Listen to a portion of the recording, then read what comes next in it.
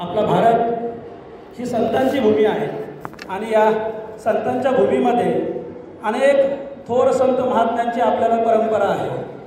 या थोर संत महात्म्यांच्या परंपरेमध्ये मगाशी प्रास्ताविकेत जेव्हा विषय निघाला होता की झळके सरांनी सांगितलं की कार्यक्रमाचं स्वरूप कसं वाढत गेलं पाहिजे, कसं वाढवलं आणि थोड्याशा जागेमध्ये होत असलेला कार्यक्रम आज मर्चंट बँकेच्या हॉलमध्ये आला. मला असं वाटतं झळके सर ज्या बसवेश्वरांच्या जयंतीनिमित्त आपण आज या ठिकाणी जमलेलो आहे त्या बसवेश्वरांनी जे अनुभव मंडप नावाचं एक व्यासपीठ निर्माण केलेलं होतं की ज्याला त्या काळात लोकशाहीची रुजवण केलेली होती. अशा लोकशाहीच्या रुजवण केलेल्या अनुभव मंडपाच्या माध्यमातून विचारमंथन करून त्यांनी समाजापर्यंत एक निष्कर्ष पोहोचवला होता आणि त्याचं वचन साहित्यामध्ये जी अनुभूती निर्माण केलेली होती त्या वचन साहित्याच्या पहिल्या वाक्याचा फक्त मी सुरुवातीला उद्घोष करतो आणि ते वाक्य असं होतं, हा कुणाचा, हा कुणाचा, हा कुणाचा असं म्हणू नका हो, हा आपला, हा आपला, हा आपला असं म्हणावं.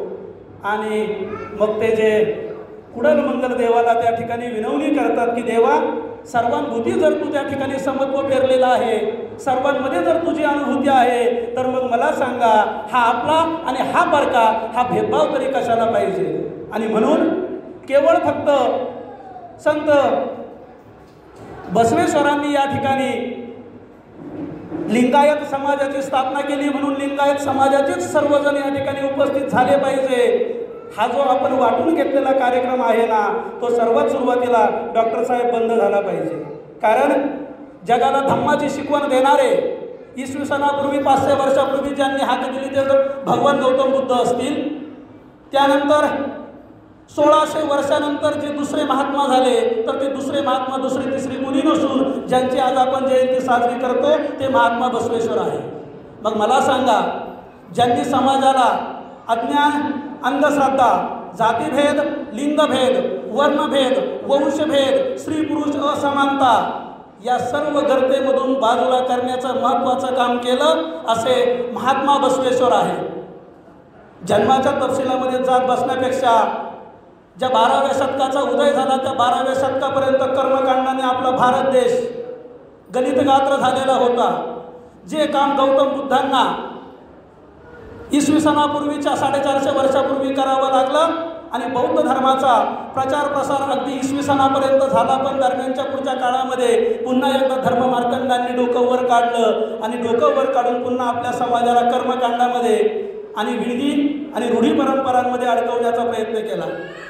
बसवेश्वरांनी काय केलं, ज्यावेळेस 1105 साली बसवेश्वरांचा बिजापूर जिल्ह्यामध्ये जन्म झाला. जन्म झाल्यानंतर ज्यांचं वय 8 वर्षाचं होतं, मगाशी ताईंनी सांगितलं की 8 वर्षात त्यांनी गृहत्याग केला. आत्तापर्यंत आपल्याकडे जे जे महात्मे सगळे होऊन गेले ना त्या महात्म्यांनी क्रांती करत असताना असंच केलेलं आहे की कुठेतरी अलौकिकत्व त्यांच्यामध्ये जन्माला आलेलं होतं आणि ते अलौकिकत्व सिद्ध करण्यासाठी त्यांनी वाटा मोकळ्या करून घेतल्या. त्यांचे जी बहीण होती तिचं नाव होतं बागम्मा किंवा नगम्मा असं तिचं नाव होतं आणि ती त्यांच्यापेक्षा 2 वर्षांनी मोठी होती. म्हणजे तिचं वय 10 वर्ष होतं आणि त्यांचं वय 8 वर्ष होतं. 8 वर्ष वय होत असताना ते ब्राह्मण कुटुंबामध्ये जन्माला आलेले होते आणि ब्राह्मण कुटुंबामध्ये जन्माला आल्यानंतर 8 वर्षाचं झालं की उपनयन अर्थात मुंजीचा कार्यक्रम त्या ठिकाणी करावा लागतो. या मुंजीचा कार्यक्रम करण्याचं त्यांच्या कुटुंबानं ठरवलं आणि त्यावेळेस त्यांनी त्यांच्या वडिलांना प्रश्न विचारला, मादिरसांना, आणि त्यांची आई होती मादिलंबिका. त्या मादिलंबिकेला प्रश्न विचारला की आई मला एक सांग की जर माझी बहीण माझ्यापेक्षा 2 वर्षांनी मोठी आहे, तिचं उपनयन केलं नाही तर मग माझं का करताय. आणि हा प्रश्न ज्या वेळेस आई वडिलांना विचारला गेला, आजही आपण समाजामध्ये बघतो की जेव्हा समाजाच्या पारंपरिक चालीरीतींच्या विरोधात आपण एखादा प्रश्न विचारतो ना त्याचे उडवाउडीचे उत्तरं दिले जातात आणि कधीच त्याचं आपल्याला मनाला समाधान होईल असं उत्तर मिळत नाही. त्यावेळेस तेच झालं. त्या बसवेश्वरांना अर्थात बसव या शब्दाचा जो अर्थ आहे तर तो आहे की ज्याने समाजामध्ये बंधुता निर्माण केली, स म्हणजे समता निर्माण केली आणि व म्हणजे विवेकवादाची पेरणी केली, असा हा बसव शब्द निर्माण झालेला आहे. आणि या बंधुत्वाने, या समतेने, या विवेकवादाच्या पेरणीने निर्माण झालेला जो विचार होता तो विचार सर्व समाजापर्यंत पोहोचवला ना, म्हणून बसवेश्वर ते त्याचे ईश्वर होऊ शकले. 8व्या वर्षी विचारलेला प्रश्न इतका भेदक होता की कुटुंबामधून समाधानकारक उत्तर मिळालं नाही. त्यांनी गृहत्याग केला आणि गृहत्याग केल्यानंतर कुडलमंगल या ठिकाणी आल्यानंतर जे जात वैरशिव हे जे त्यांचे गुरु होते त्या गुरुकडे येऊन त्यांनी सर्व धर्माचा सर्व पंथाचा आपण काय करतो पटकन कुणाच्या तरी जाती धर्माला नाव ठेवून मोकळा होतो. गेल्या 4 ते 5 वर्षामध्ये कोरोना काळ आला आणि कोरोना काळापासून माझे सन्मित्र या ठिकाणी महेश तक्ते बसलेले आहेत. त्यांना माहीत आहे की संत तुकाराम महाराज गाथा परिवार आणि एकूणच साहित्याचा अभ्यास करावा हा उद्देश मी डोळ्यासमोर ठेवून गेल्या 4 वर्षापासून जेव्हा गौतम बुद्धांपासून तर साधारणतः आता संत गाडगेबाबा साने गुरुजींपर्यंतचा प्रवास करत आलो त्यावेळेस सगळ्यांच्या अग्रस्थानी जर नाव होतं तर ते महात्मा बसवेश्वरांचं नाव होतं. कारण जी संत परंपरा ज्या महाराष्ट्रामध्ये आपण राहतो त्या महाराष्ट्रामध्ये 12व्या शतकाच्या सुरुवातीला महात्मा बसवेश्वर होतात आणि 13व्या शतकाच्या शेवटी म्हणजेच 1270ला संत नामदेवांचा जन्म होतो आणि 1275ला संत ज्ञानेश्वरांचा जन्म होतो आणि मग आपण म्हणतो ज्ञानदेवे रचिला पाया तुका झाला शेकडस. संत परंपरेमध्ये जे सगळं साहित्य घेतलेलं आहे जी विचार घेतलेले आहे नीतिमूल्य घेतलेली आहे जी समतेची शिकवण घेतलेली आहे ती सगळ्या शिकवणीची रुजुवात सगळ्या शिकवणीची मूळ पेरणी ही बसवेश्वरांच्या संपूर्ण आयुष्यामध्ये त्यांनी जगले जोपासले. वयाच्या 20व्या वर्षापर्यंत सगळ्या धर्माचा त्यांनी अभ्यास केला कुणाची अवहेलना केली नाही.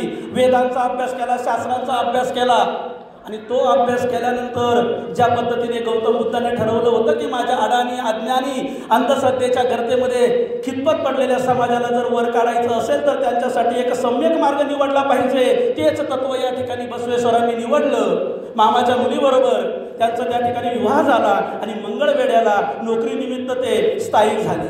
31 वर्ष मंगळवेढ्याला राहत असताना त्यांनी काय केलं ज्या बिजवल राजाकडे त्यांनी कारकुनाची नोकरी स्वीकारली. माणूस जेव्हा या ठिकाणी प्रियंकाचा सत्कार होतो ना 2-3 सत्काराला मी उपस्थित होतो. आमच्या शाळेत पण प्रियंकाचा सत्कार झाला.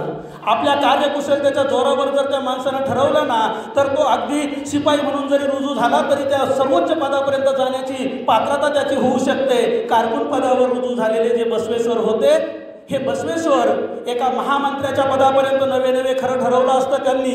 जर त्यांच्यामध्ये लोभ असता तर त्या राज्याचे राजासुद्धा ते होऊ शकले असते. पण महामंत्री पदापर्यंतचं काम करत असताना त्यांनी बघितलं की इथल्या स्त्रियांना इथल्या आबालवृद्धांना वर्णव्यवस्थेमध्ये खितपत पडलेल्या समाजाला समानतेचा अधिकार मिळत नाही. आणि मग त्यांनी काय केलं तर त्यांनी सगळ्यात पहिल्यांदा अगोदर आपण ज्याला इष्ट शिवलिंग म्हणतो किंवा इष्टलिंग म्हणतो माणसाला अगोदर काहीतरी करण्यासाठी समोर ठेवलं पाहिजे.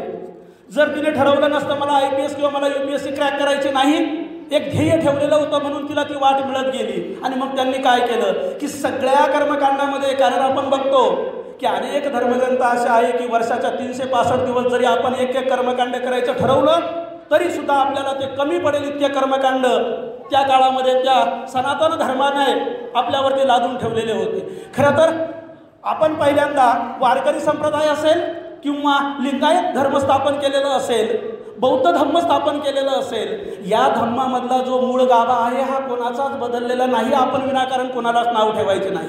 पण आपण जर त्यांचं सगळ्यांचं अनुकरण करायचं असेल तर मग माझ्या समाजाला कसं बाजूला करायचं म्हणून त्यांनी एकेश्वरवाद निर्माण केला. म्हणजे एकाच देवाची आपण पूजा केली पाहिजे. त्यांनी इष्ट शिवलिंग जो गळ्यामध्ये धारण करील ना तो लिंगायत समाज होईल आणि अशा पद्धतीने लिंगायत धर्माची त्यांनी स्थापना केली.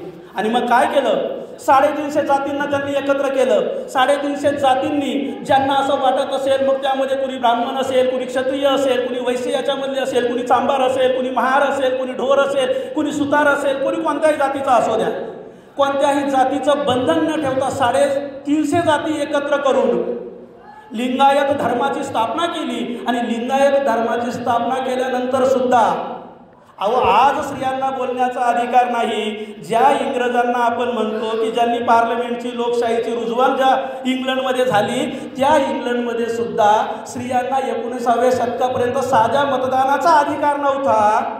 त्या स्त्रियांना 12व्या शतकाच्या सुरुवातीला म्हणजे 1131 नंतर 1131 नंतर त्यांनी स्थापन केलेलं जे अनुभव मंडप होतं त्या अनुभव मंडपामध्ये 770 सभासद घेतले आणि त्या 770 मध्ये 70 फक्त महिला होत्या. त्याही विविध जातीच्या होत्या. आणि मग अनुभव मंडप काय करायचं, एक जण त्या ठिकाणी पुढे बसलेला असायचा, आपल्याला आलेले जे अनुभव आहे ना हे अनुभव कथन करायचे, आलेल्या अनुभव कथन करून चांगलं वाईट त्याच्यामधनं जे आहे त्याच्यातलं चांगलं घ्यायचं, सगळ्यांनी विचार विनिमय करायचा जसा आज लोकसभेमध्ये होतो. कोणत्याही प्रश्नाचा विचार विनिमय करताना प्रत्येकाची मतं जाणून घेतली जातात. त्या काळात आज लोकसभेमध्ये तरी इथे 550 बसलेले असतात, खरं 547च असतात. त्या काळात 770 होते, त्यात 70 स्त्रिया होत्या सर. ह्या सगळ्यांची मतं जाणून एक जे वैश्विक मतं तयार होईल ना ते वचन म्हणून वचन साहित्यामध्ये लिहिलं जायचं. जे वचन साहित्य मी पहिल्यांदा एकदा उद्धृत केलं, असे वचन साहित्याचे अनेक त्यांचे मोठमोठाले ग्रंथ निर्माण झालेले होते. मग महात्मा बसवेश्वरांनी त्यांच्या वयाच्या 67 वर्षापर्यंत, कारण ते 1167 साली वयाच्या 62 वर्षापर्यंत 62व्या वर्षी महात्मा बसवेश्वर कुडल मंडलामध्ये त्या ठिकाणी समाधिस्थ झाले किंवा त्यांचा मृत्यू झाला असं आपल्याला सांगण्यात येतं. आणि मग ज्या राजाकडे, ज्या बिज्वल राजाकडे त्यांची नोकरी होती आणि महामंत्री म्हणून त्या ठिकाणी काम करत होते, त्या बिज्वल राजाच्या दरबारामध्ये असताना जेव्हा त्यांनी या अनुभव मंडपाच्या माध्यमातून लोकांच्या जातीचे प्रश्न, स्त्रियांमध्ये समानतेचा प्रश्न, वर्णलिंगभेद सगळे नाहीसे केले आणि नाहीशा केलेल्या ह्या सगळ्या गोष्टी जेव्हा राजापर्यंत गेल्या तेव्हा त्याही काळामध्ये धर्मपंडितांनी, धर्ममार्तंडांनी त्यांच्या विरोधात राजाचे कान भरले. आणि राजाचे कान भरल्यानंतर त्यांना सांगितलं की याच्यामुळे धर्मलयाला जाऊ राहिला आणि धर्माचं अधपतन होऊ राहिलं. आणि मग त्या काळामध्ये बिज्वलांनी त्यांना राज्य सोडून जावं अशी शिक्षा दिली. राज्य सोडावं लागलं, पण बसवेश्वरांनी स्वतःच्या विचारांशी कधी तडजोड केली नाही. मला असं वाटतं आजही ज्या लिंगायत समाजामध्ये, म्हणजे एकूण भारताच्या लोकसंख्येमध्ये साधारणतः 4.5% लिंगायत समाज आहे. महाराष्ट्रामध्ये तो साधारणतः 1 कोटीपर्यंत आहे अशी आकडेवारी सांगते. मधल्या काळामध्ये त्यांचे मोर्चेही निघाले की लिंगायत धर्माचे स्वतंत्र मत म्हणजे जनगणना व्हावी, हा वेगळा इश्यू आहे. पण ज्या बसवेश्वरांची जयंती आपण साजरी करतो त्या जयंतीचा मी आल्याबरोबर खालचा आकडा वाचला 893 जर आकडा बघितला जन्माच्या बाबतीमध्ये त्यांच्यामध्ये थोडासा संदेह आहे. त्यानुसार 1131 सालचा जन्म होतो, पण बसवेश्वरांच्या मूळ जे वचन साहित्य आहे त्या वचन साहित्यानुसार त्यांचा 1105 सालचा जन्म आहे. त्यानुसार 919वी जयंती आज या ठिकाणी आहे. हेही मी फक्त संयोजकांसमोर फक्त मांडण्याचा प्रयत्न करतो. आणि ज्या बसवेश्वरांनी स्त्रीसाठी, अस्पृश्यांसाठी, सर्व दीनदलितांच्या उद्धारासाठी जे आयुष्यभर काम केलं त्यामध्ये सगळ्यात पहिल्यांदा त्यांनी शुभाशुभ कधीच पाहिलं नाही. जे ज्ञानेश्वर माऊलींनी नंतर ज्ञानेश्वरीमध्ये नंतर सांगितलं किंवा गीतेमध्ये त्याचा अगोदर उल्लेख होता की जर एखादा धर्म असेल तर तो धर्म म्हणजे काय, एक वडील जे जे करती तया नाम धर्म ठेविती तेच येर आचरिती सामान्य सकळ. आणि मग हे बसवेश्वरांनी त्या काळात सांगितलेलं होतं की मोठ्यांनी जी तिथे सांगितली ना ही शुभ आहे ती शुभ आहे असं माना आणि कार्य करा. कधीच शुभाशुभ त्या ठिकाणी बघू नका, कधीच त्यांनी कोणतीच अंधश्रद्धा बाळगू नका असं त्यांनी ठासून लोकांना सांगितलेलं आहे. आणि मग अशा सगळ्या समाजाला अतिशय चांगलं दिशादर्शक व्यक्तिमत्व एवढंच नाही, एकेश्वरवाद त्या ठिकाणी सगळ्यांनी करा. त्यांनी सगळ्यांनी इष्ट शिवलिंगाचं पूजन करा आणि इष्ट शिवलिंग आपल्या गळ्यामध्ये धारण करून तुम्ही समाजामध्ये कधीच जातीभेद करू नका, वर्णभेद करू नका. इतकी छान शिकवण बसवेश्वरांनी दिलेली आहे. त्यांच्या जयंती दिनी त्यांच्या सगळ्या विचारांना मी नतमस्तक होतो. आणि लिंगायत धर्माचे पाईक म्हणून आपण जे जे लोक आहोत, इतर धर्माचे जे सगळे लोक आहेत त्यांनी सुद्धा अशा महात्म्यांच्या विचाराचं जोपर्यंत आपण आचरण करत नाही, जोपर्यंत आपल्यामध्ये त्याची रुजवात करत नाही, तोपर्यंत खऱ्या अर्थाने अशा जयंती पुण्यतिथी साजरी करणं मला वाटतं उचित होणार नाही. तेव्हा सर्वांनी या विचाराचा प्रचार प्रसार करावा. कुणीही कर्मकांडांना, भूलतापांना बळी पडू नये. कुणीही कधीच अज्ञान अंधश्रद्धेमध्ये किंवा जातीभेदामध्ये अडकून पडू नये. आणि महात्मा बसवेश्वरांच्या कार्याला सर्वांनी स्वतः वाहून घ्यावं, त्यांच्या पावलावर पाऊल ठेवावं एवढीच या निमित्त मी सर्वांना विनंती करतो आणि थांबतो. संयोजकांनी मला या ठिकाणी बोलवलं, येतो ते सत्कार